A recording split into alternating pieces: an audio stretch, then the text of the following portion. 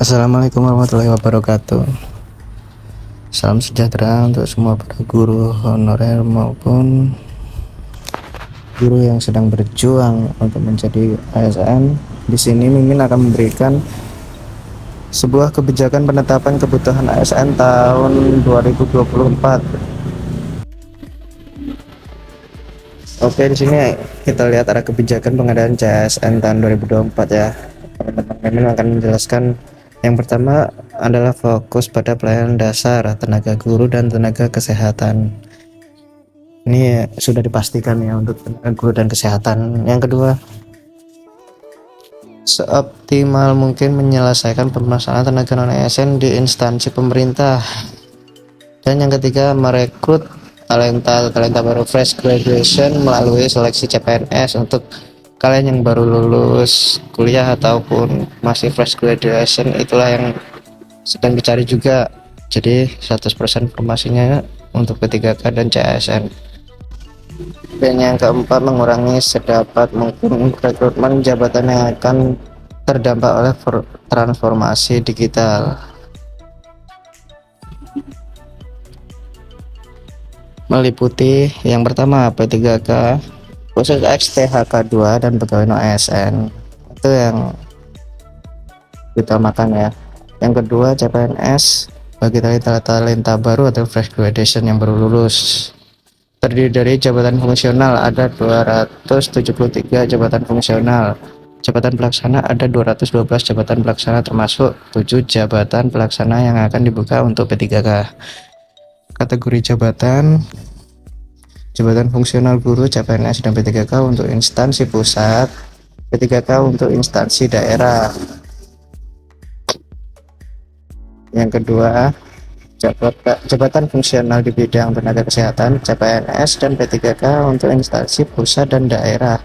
Yang ketiga, jabatan tenaga teknis lainnya, CPNS dan P3K untuk instansi pusat dan daerah. Beberapa instansi pemerintah wajib mengusulkan jabatan pendukung penguatan peran APIP. Nah, ini jabatan pelaksana yang dapat diisi P3K tahun 2024 teman-teman. Yang pertama ada klerek, administrasi perkantoran, minimal harus LSLTA sederajat. Yang kedua, operator, penata layanan operasional S1 D4, itu yang utama. Yang ketiga, operator pengelola layanan operasional minimal D3, bidang yang relevan dengan tugas jabatan. Yang keempat, operator layanan operasional minimal SLTA sederajat. Yang kelima, operator pengelola umum operasional minimal SD sederajat dan SLTP sederajat. Yang keenam, operator pengelola Trantibum minimal D3 yang relevan dengan tugas jabatan. Yang ketujuh, operator Pranata Trantibum minimal SLTA sederajat. Oke, kita lanjut ke mekanisme skemanya ya teman-teman. Di sini Ingin akan jelaskan mekanisme seleksi CSN tahun 2024. Yang pertama ada CPNS dan P3K.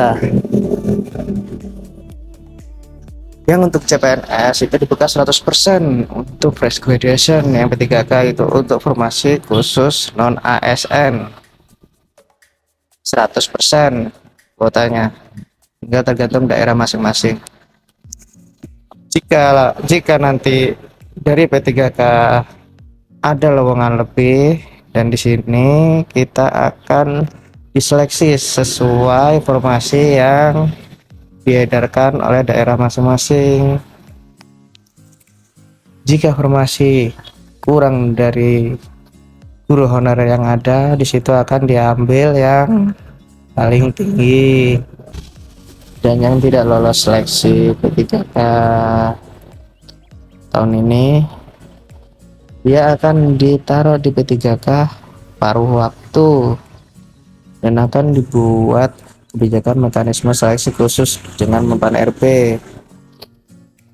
Kita tidak tahu seleksi khususnya seperti apa, jadi nanti yang paruh waktu itu nanti akan diangkat menjadi P3K waktu di seleksi yang selanjutnya.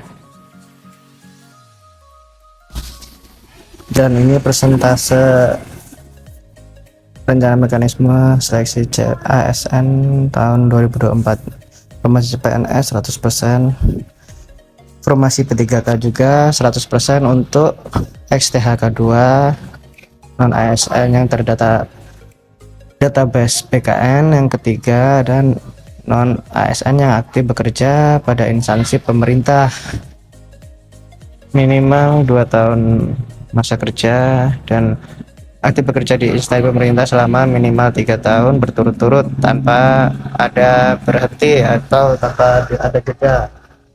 Jika ada jeda atau sempat berhenti selama 2 bulan atau 1 bulan ataupun 3 bulan, itu tidak akan bisa mengikuti seleksi P3K ini.